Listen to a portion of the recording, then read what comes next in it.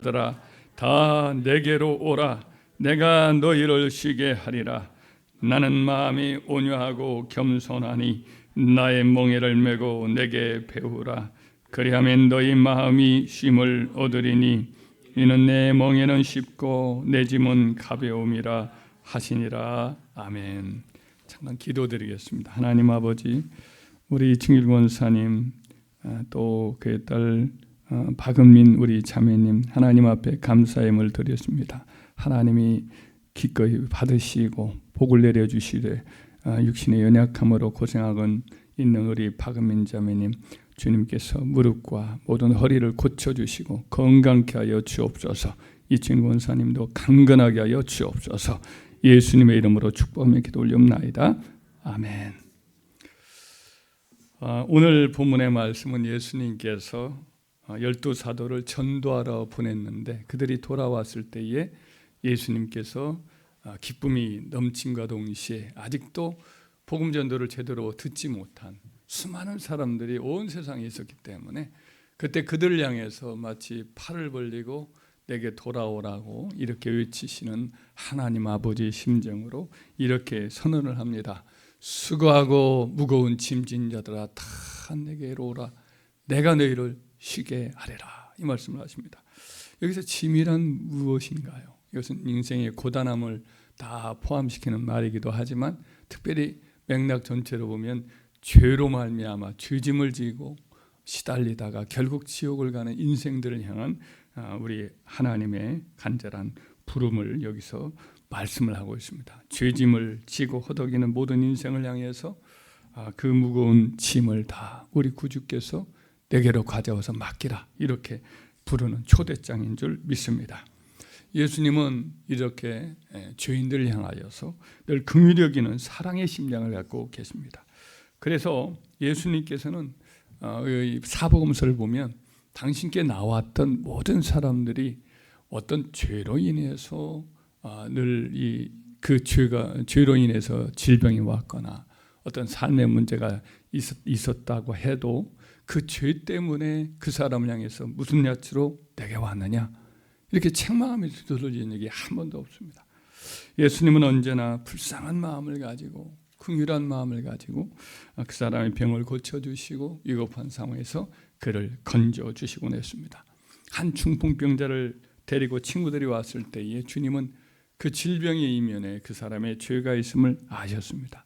그런데 주님은 그 사람에게 왜 죄를 지었느냐라고 말하지 않습니다. 먼저 그 사람에게 죄를 일방적으로 사해 주시는 선언을 합니다. 소자야 내 죄사함을 받았느니라. 그런 다음에 내 자리를 들고 가라, 이렇게 말씀을 하셔서 그 사람의 죄의 문제에 대해서 추궁을 하지 아니하시고 죄를 먼저 사해 주시고 병을 고쳐 주셨습니다. 한 번은 또 예루살렘에 올라가십니다. 그때에 가장 병자들이 많이 모여서 병 고침을 기다리고 있는 베데스다 연못에 가셨습니다.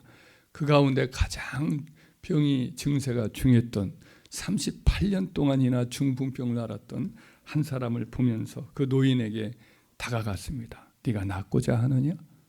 이분이 이제 자기를 이 베데스다 연못에 이렇게 던져 넣어줄 사람이 없었기 때문에 내가 이렇게 고생을 하고 있습니다, 이렇게 말을 했는데 주님은 아무 말도 말하지 않고 일어나 내 자리를 들고 걸어가라 말씀하시자 그 노인이 그동안 자기의 유일한 재산이기도 했던 그 자리를 들고 침상을 들고 그가 자기 집으로 돌아갔지.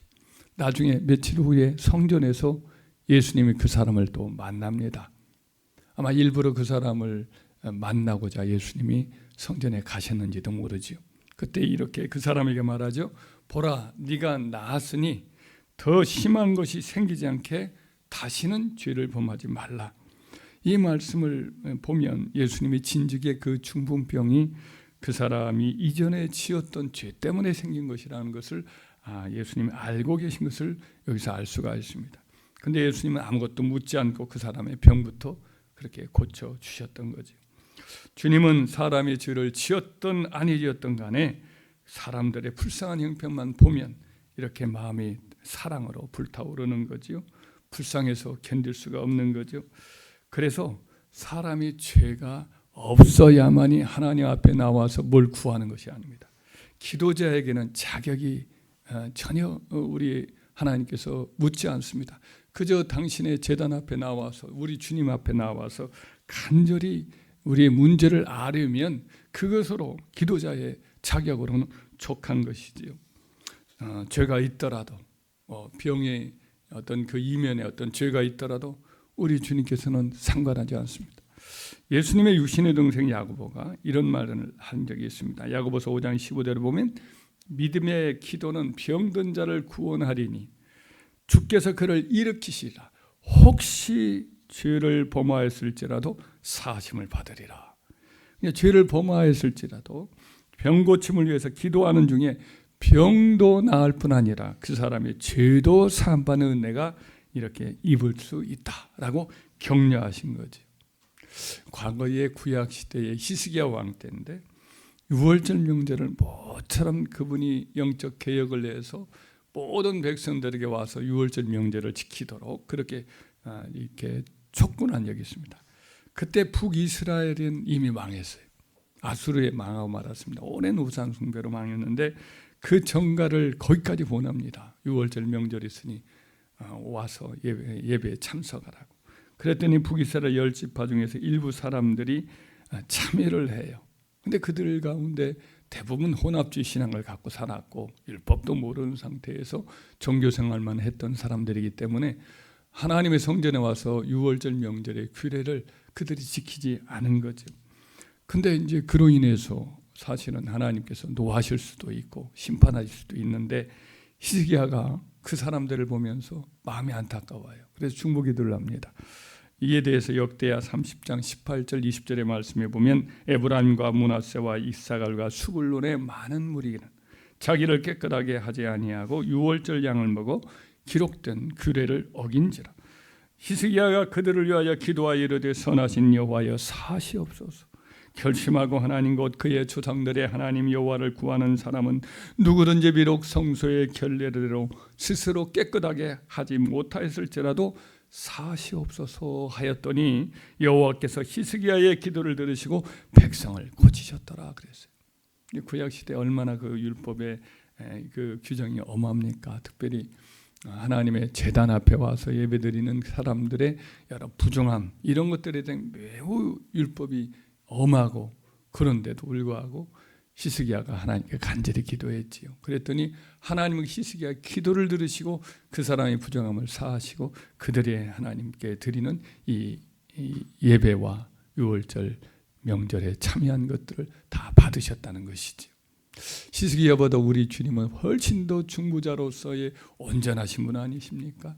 그분이 우리를 모든 죄 있는 그대로 예수님께 나오고 하나님께 나온다고 했을 때 우리 주님이 우리를 위해서 간절히 기도해 주시기 때문에 우리의 모든 죄가 있음에도 불구하고 그 죄를 묻지 아니하시고 우리의 간구를 들어주실 줄 믿으시길 주의 이름으로 축원합니다. 그래서 오늘 말씀도 역시 이 기도의 격려의 말씀인 거죠. 죄가 있다고 해서 눌려가지고 하나님 내 기도를 들어주실까 염려하고 근심하면서 힘없이 기도하는 사람이 있습니까? 오늘 말씀을 통하여서 우리 주님은 죄를 묻지 아니하신다. 하나님은 우리 주님은 우리의 모든 연약함을 보시고 우리의 모든 이 궁핍하고 또 육신의 질병으로 고생하고 삶의 문제 때문에 괴로워하고 이 모든 것을 보면서 불쌍히 여기시고 도와주기를 원하신다. 이 짐을 주님께 맡기기를 원하심을 믿으시길 바랍니다. 그래서 오늘 이 자리에 여러분들 이 주님께서 이토록 하나님 앞에 간구하기를 원하심을 기억하시고 우리의 문제를 다 주님께 내놓으시길 바랍니다. 우리 자녀들의 앞길을 위해서 하나님의 축복이 임하기를 기도하시기를 바랍니다. 할렐루야. 이 새벽에 하나님께서 함께해 주셔서 여러분 모두의 앞길과 모든 우리 자녀들의 모든 미래에 대해서 하나님의 놀라운 축복을 주시고 질병의 모든 문제도 해결해 주시기를 주의 이름으로 축원합니다.